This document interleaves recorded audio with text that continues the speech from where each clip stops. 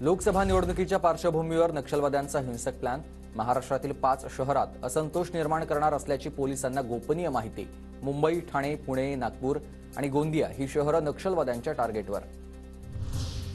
बुलढाण्यात लोकसभेचे वारे वाहायला सुरुवात। बुलढाणा मिशनचे संदीप शेळके यांचे बूथ कमिटी मेळाव्यामधून शक्ती प्रदर्शन।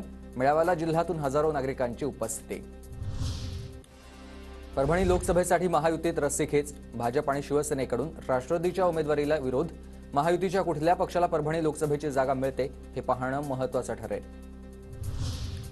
वाशिमच्या रिसोड शहरात गाढविणीच्या दुधाची 12,000 रुपये लिटरनं विक्री। गाढविणीचं दूध आरोग्यासाठी सर्वोत्तम असल्यानं दुधाच्या खरेदीला नागरिकांकडून उत्तम प्रतिसाद। वर्ध्याच्या देवळीतील सेलुरासमध्ये कृषी विज्ञान केंद्रात 22वी राष्ट्रीय सल्लागार समितीची सभा संपन्न झाली आहे।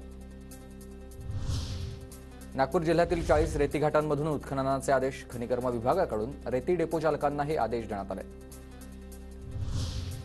वर्ध्यात रस्ता सुरक्षा अभियानाअंतर्गत रॅलीचं आयोजन। रॅलीत शाळेच्या बसेसचा मोठा सहभाग।